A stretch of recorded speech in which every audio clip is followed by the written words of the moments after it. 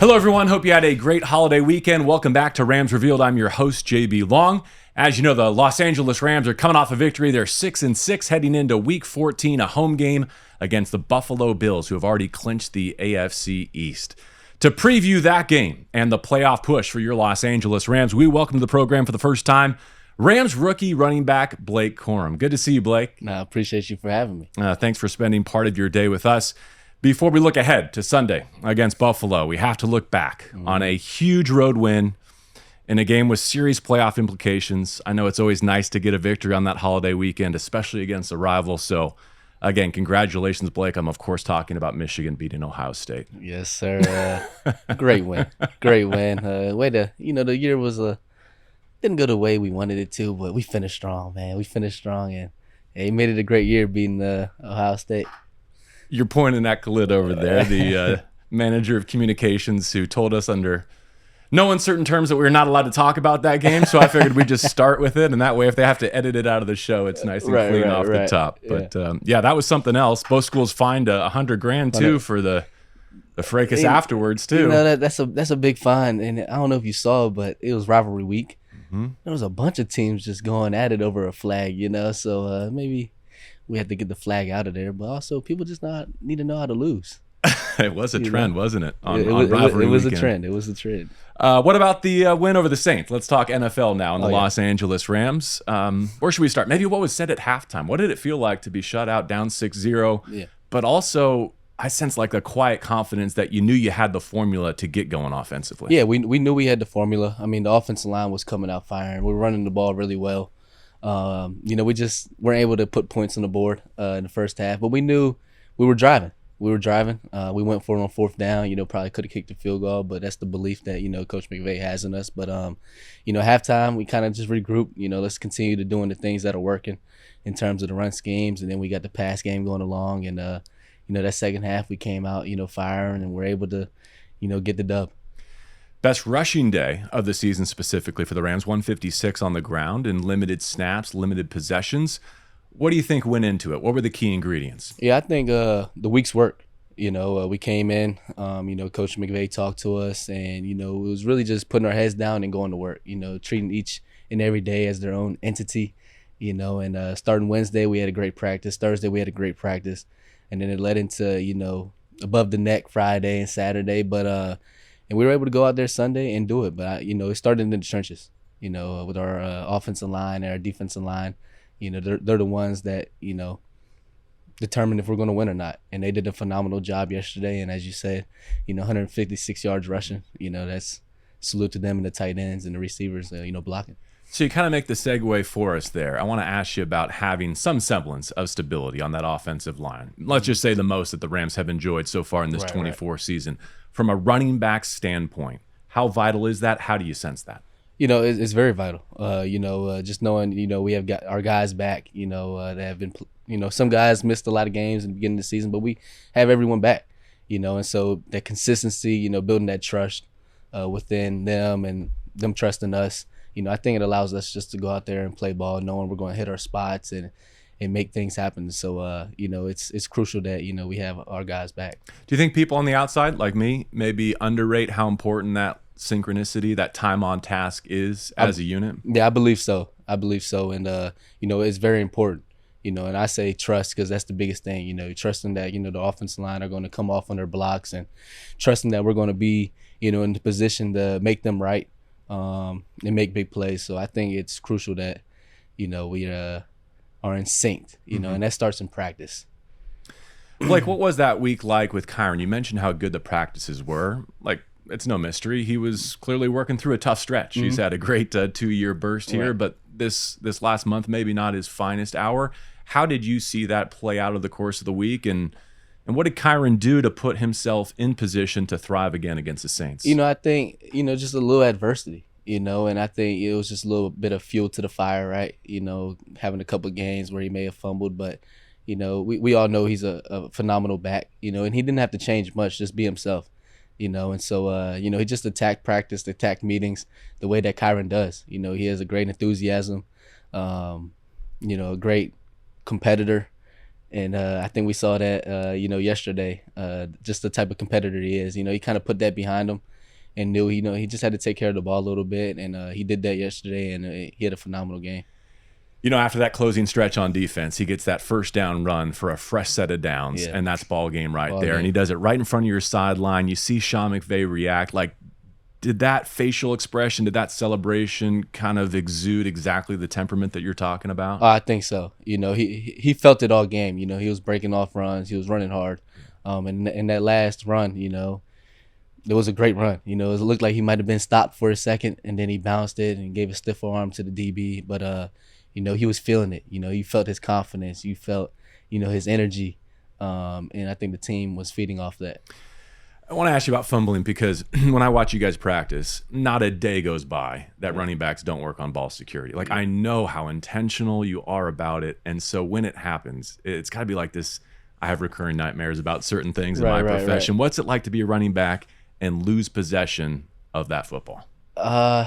It's tough. It's like your heart drops because you're trying to find it, to recover it. And then once you realize, you didn't recover it, it's like, dang, I just let my team down. But the whole time, your team has your back, and that's what I love about this group of guys is because, football, we're going to make mistakes, right? It's a game at the end of the day. We're going to make mistakes. It's just how you respond.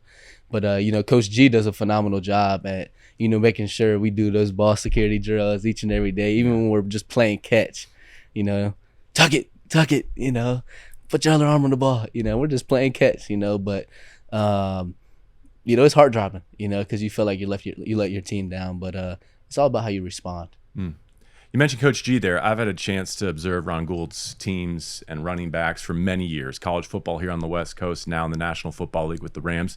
What's it like being a part of his room? I don't feel like we've talked about him much on this show or others. It's great. He comes in each and every day early. He might be the first one here. He told me he get here like 3:30 in the morning. I'm like, Coach, do you sleep?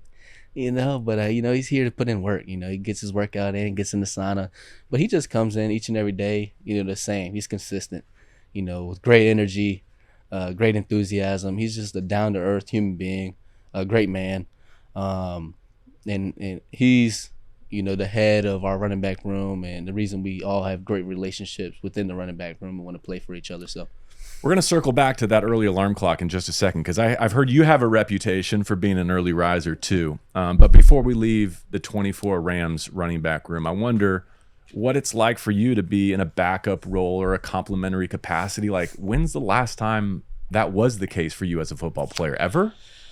Oh, yeah, there was a time. COVID year. We were kind of rotating 3 or 4 backs at Michigan. We played 6 games. And then sophomore year, I was a backup to Son Haskins.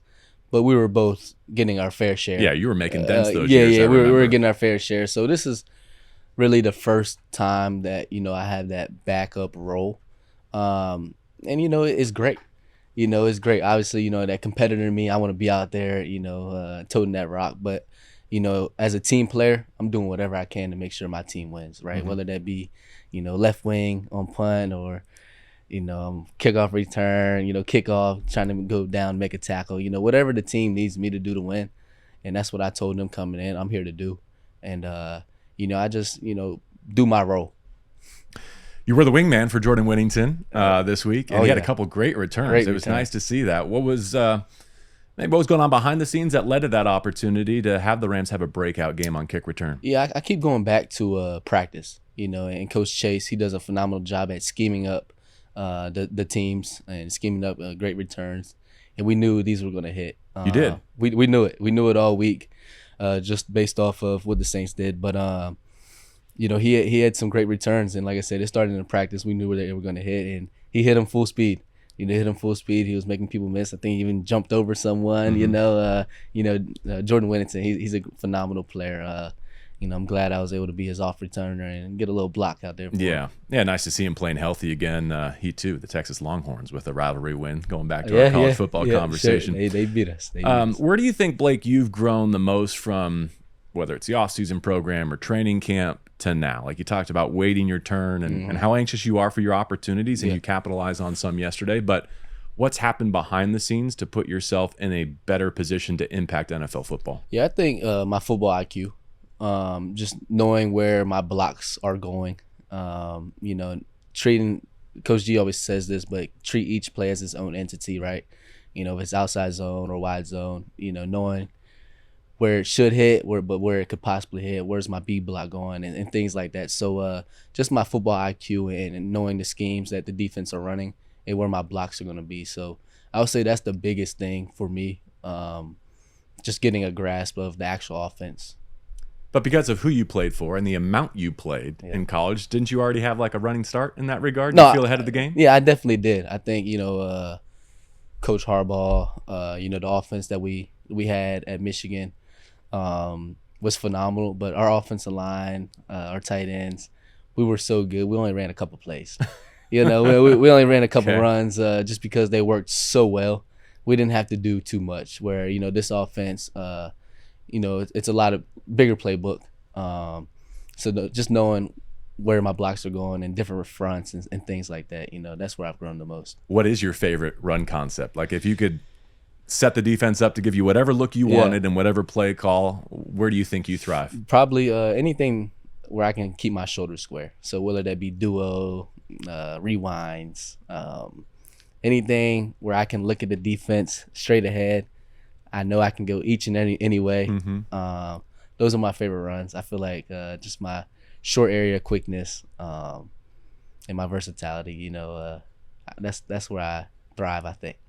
You would have killed it in the snow in Buffalo. I don't know if you were watching that game on the plane home, but the Niners and the Bills were having a field day on the ground, weren't they, in those conditions? Oh, they were, snow angels and all, they were having a blast out there. The Bills, they kind of put it away early. I'm definitely excited to get the chance to play them this week.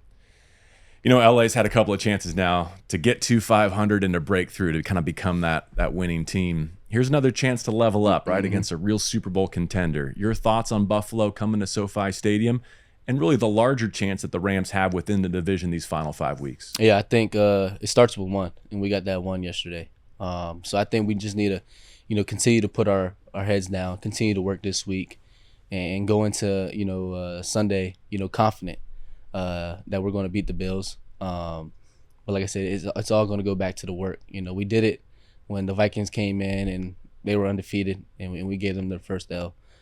So I think, we have the team, we have the players, we have the coaches to do it, and I think we will. But it's going to start with a great week's of work. As many times as you've referenced that great week of work, the one thing we haven't talked about last week, your birthday, your 24th. Happy belated. I appreciate that. I'm an old man. No, not true. Is it ever a bummer to have a birthday as a football player during football season because you just blow right past it? No, it's great. It's great. Getting to celebrate with your teammates, and even sometimes my birthday's on Thanksgiving. So you're gonna get a great meal. But no, it's great. Being in the facility, doing something that I love, doing something I've been doing since 6 years old. It doesn't get better than that. Yeah.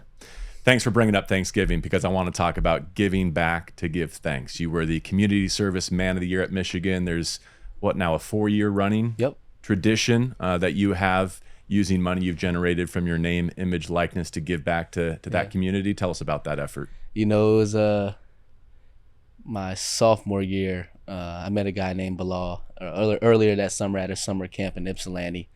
And I told him what I wanted to do. NIL just started. I was making a couple dollars. And then my parents instilled in me that, always give back. Always give back. And I wanted to do a turkey drive.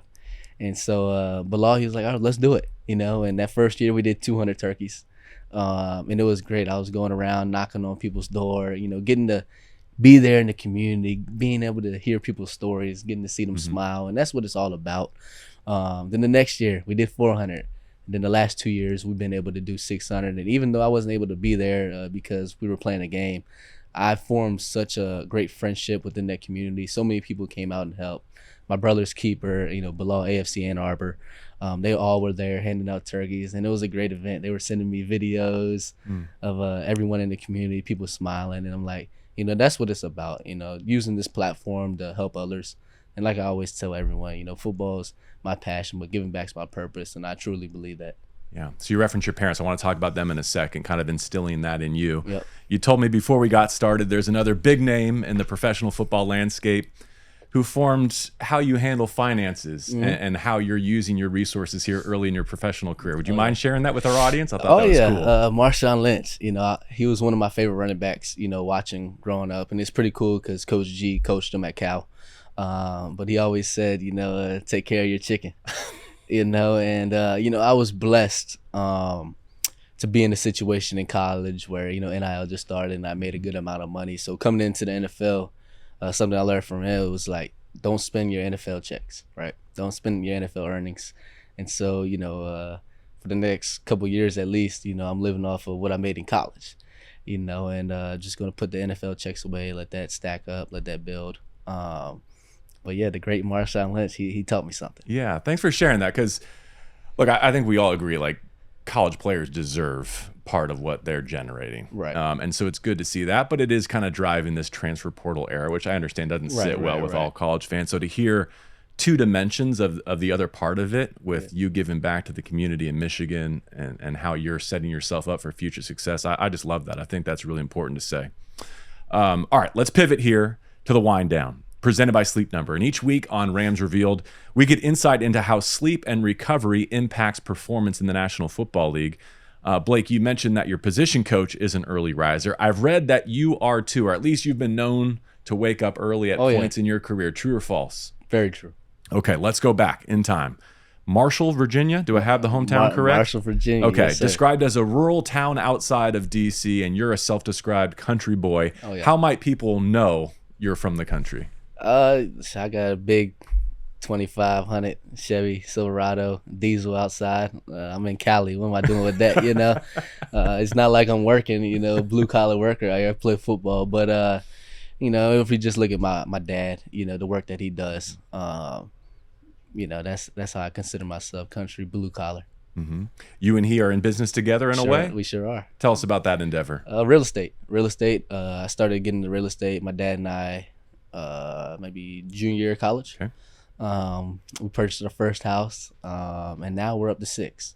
And these are rental properties, so we're getting some cash flow from all our properties, and we're just going to continue to do it. That's something that we both love, and it's a great investment at the end of the day. So I'm glad that even though I'm kind of behind the scenes, I'm not hands on because of where I live and what I do. He's out there working each and every day, on those, along with the other side of his business. But it's definitely fun doing it with my dad. So Blake, growing up where you did, but then seeing the talent that you had, like, you and your family clearly made a commitment to pour into this and to take football as far as it would go. Oh, we did. So where I get the early morning wake up calls, I read that as early as 3:30 a.m. as a prep, you would drive 8 hours round trip to the private school in Maryland where you starred, stopping along the way so you could hit the trainer before you got to school. Yeah. So I wouldn't say I drove 8 hours round trip. That was more so my parents. But yeah, we would wake up around 3:30, maybe 4 every morning my freshman and sophomore year of high school. Because like I said, I'm from a small town. Not too many people get, athletic scholarships where I live. And so we knew we had to go somewhere else. And so we decided to go to private school in Maryland. So I would stop, train with my trainer, Raymond, Washington. And then we would head on down to Maryland. Whether my mom or dad drove me that day, but they'd drive all the way back 2 hours, go to work, come back that evening in rush hour, pick me up, and then we would go on home. And we did that for 2 years, and it paid off because at the end of my freshman year, I believe I had probably 15 scholarships. And then end of my sophomore year, I was probably up to 25. And then we came to a conclusion like, all right, this is becoming a little bit of a lot. Big sacrifice that my parents and sisters had to, put up with. And so they were like, come back home, just go to public school. I'm like, nah, I don't want to do that. So I transferred down to St. Francis Academy in Baltimore, where I stayed, and we were a powerhouse. We flew out here, played Modern Day, played IMG. We were just flying everywhere and playing good teams. And it actually helped me because it was good on good. So when I got to college, it wasn't much of a difference at all. You ended up being the State Player of the Year in 2019. You earned your opportunity at Michigan, which, apart from football, is also significant to that family backstory that you've referenced now. You're a first-generation college student, and your sister's following in your footsteps too, I understand? They sure are. One's a softball pitcher at VSU, and then one's just got to college at VCU. So, we're first generation. I was the first to do it, and my sisters are following. Amazing. You become a 2-time All-American, Big Ten Player of the Year, MVP of the national championship win over Washington. You're Michigan's all-time leader in rushing touchdowns, 58, single-season record, 27. Yeah. You hit pay dirt at least one time in each of your last 26 college games. So here's what I'm building toward. How much do you miss the end zone? Oh, I miss it a lot. And I know it has to be coming soon because I know the end zone misses me. But Coach G, he calls it Fruitville.